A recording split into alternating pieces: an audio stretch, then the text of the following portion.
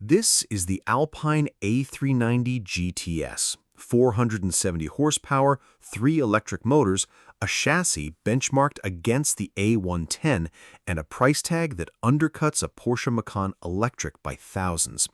And I'm going to make the case that it's a better electric coupe SUV than the car most people cross-shop it with. Over here, the Ford Mustang Mach-E GT. So, context first, because Alpine is still a brand a lot of people don't know well outside of Formula One.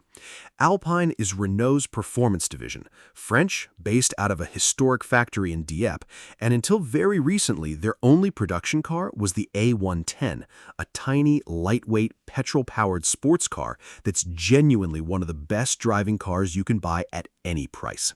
The A390 is Alpine's second all-electric model after the A290 hot hatch, and it's a much bigger deal for the brand because this is the car that has to prove Alpine can build something practical: 5 seats, a proper boot, real-world usability, without losing what makes an Alpine an Alpine. It comes in 3 flavors: the entry GT with 400 horsepower, a limited run Premier Edition, and this, the GTS, the range topper, with 470 horsepower and 824 newton-meters of torque. Alpine calls it a sport fastback, and they're pretty insistent it's not an SUV, even though it sits high, it's all-wheel drive, and it's built on the same platform as the Renault Scenic. Once you've seen it in person, you'll understand why they're touchy about the label.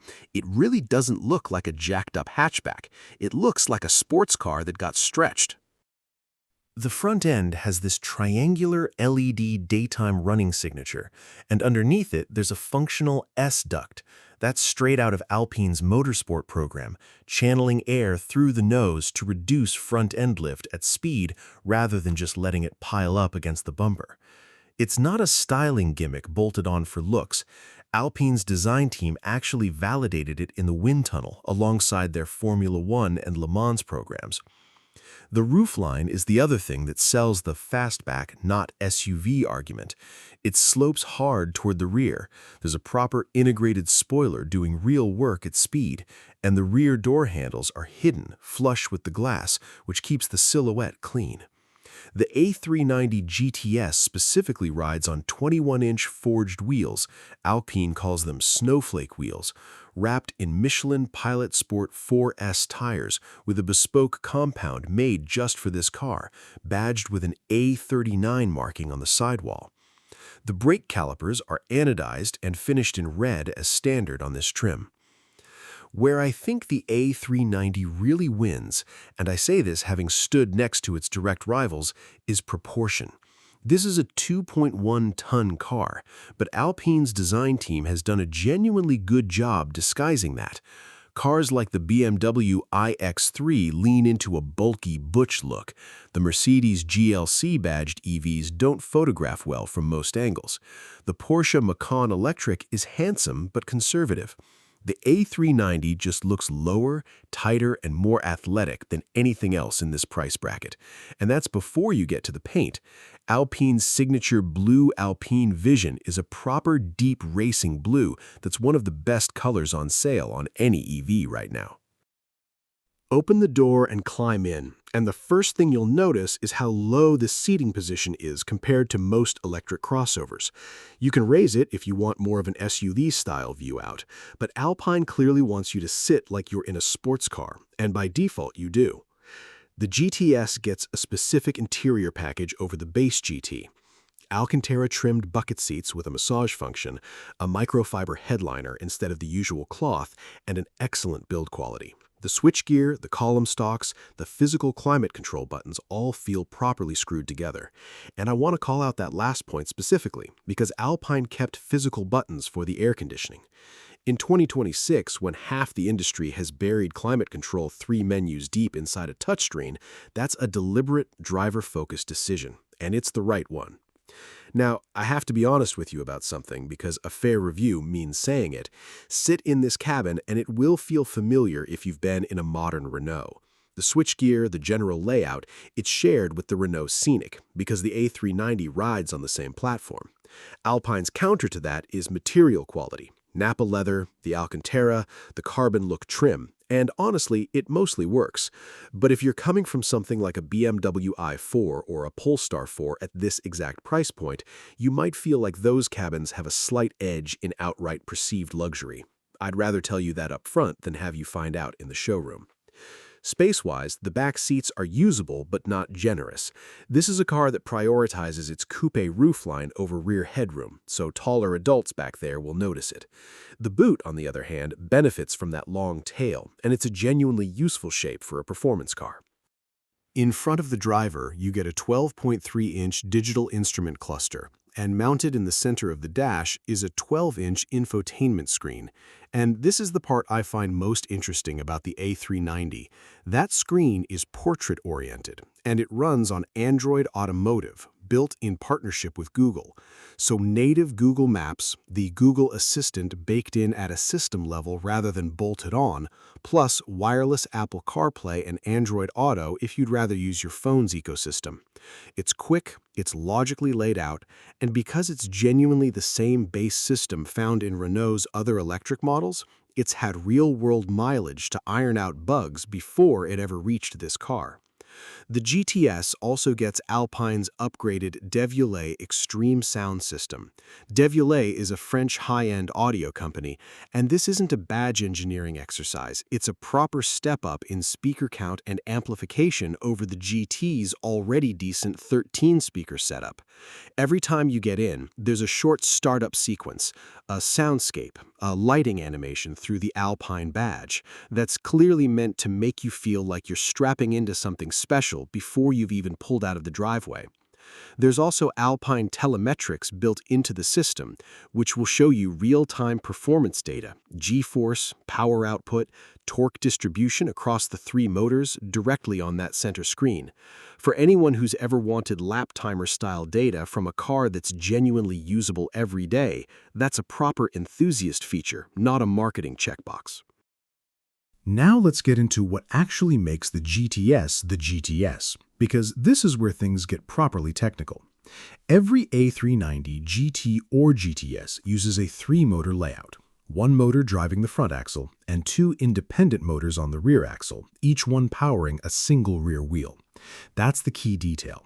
Because the two rear motors are independent of each other, the car can send different amounts of torque to the left and right rear wheels individually in real time. Alpine calls this active torque vectoring, and it's a genuinely different approach to all-wheel drive from most rivals, which typically just split torque front to rear through a single rear motor. In the GTS specifically, that setup is tuned for a combined output of 470 horsepower and 824 newton-meters of torque. That's up 70 horsepower and roughly 120 pound-feet of torque over the base GT. Alpine quotes 0 to 62 miles an hour in 3.9 seconds and an electronically limited top speed of 137 miles an hour. All three cars, GT, Premier Edition, and GTS, share the same 89 kilowatt-hour battery pack, so the extra performance in the GTS comes purely from how the motors and inverters are tuned, not from a bigger pack. There's also a party trick here that I have to mention because it's very Alpine, a red OV button on the steering wheel, overtake, which unlocks a temporary boost of extra power for either 10 seconds with a 30-second cooldown or 5 seconds with a shorter 15-second cooldown, depending on the mode. It also arms an optimized launch control sequence. It's a small thing, but it's the kind of detail that tells you this car was built by people who also build Formula One cars. It's theater, but it's functional theater.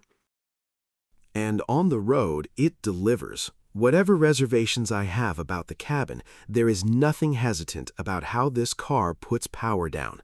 That torque vectoring setup means it doesn't just go in a straight line, it actively rotates the car under power out of a corner, sending more torque to the outside rear wheel to help tighten your line.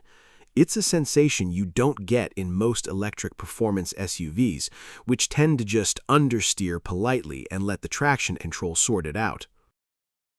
Alpine's engineering team has said publicly that it benchmarked the A390's behavior directly against the lightweight A110 during development, which sounds like a stretch for a 2-ton, 5-seat electric car.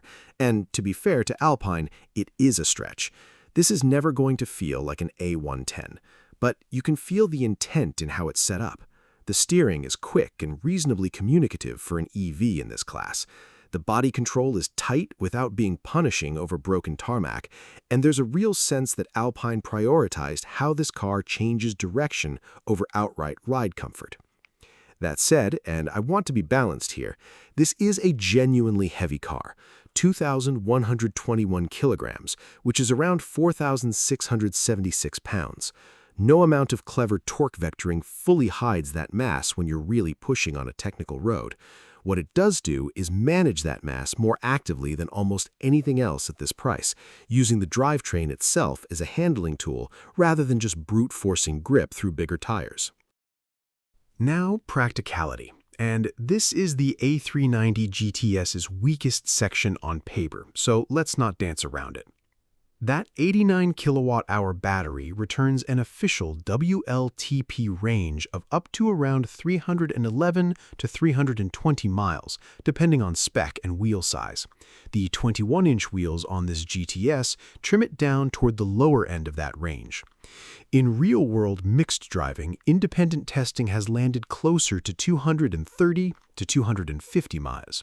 And if you're driving it the way this car wants to be driven, expect that number to drop further. That's simply the trade-off for a three-motor performance setup with this much power. Efficiency was never the primary design brief here. On the charging side, the A390 supports DC fast charging up to 190 kilowatts, and Alpine claims the GTS will go from 15 to 80% in around 25 minutes. That's about 4 minutes quicker than the GT, thanks to some software and thermal management differences. AC home charging is 11 kilowatts as standard, with a 22 kilowatt option available depending on your market and spec. All right, let's talk money. Here in the UK, the Alpine A390 GTS starts at £69,390. The Ford Mustang Mach-E GT in its current UK trim starts north of that, around £74,500. So on a straight sticker price basis, the Alpine actually undercuts the Ford while also outmuscling it. 470 horsepower and 824 newton-meters in the Alpine versus 480 horsepower but only around 600 newton-meters in the standard Mach-E GT, before you start adding torque unlocking option packages. The Mach-E GT is a genuinely likable, quick, well-built electric performance SUV. I'm not here to trash it, and I'd happily recommend it to plenty of people.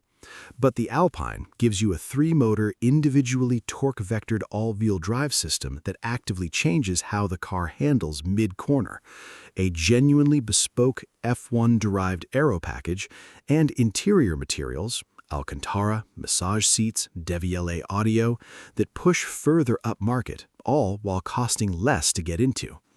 The Mach-E counters with more outright range on paper and a badge, Ford Mustang, that's simply far more familiar to the average buyer walking into a dealership.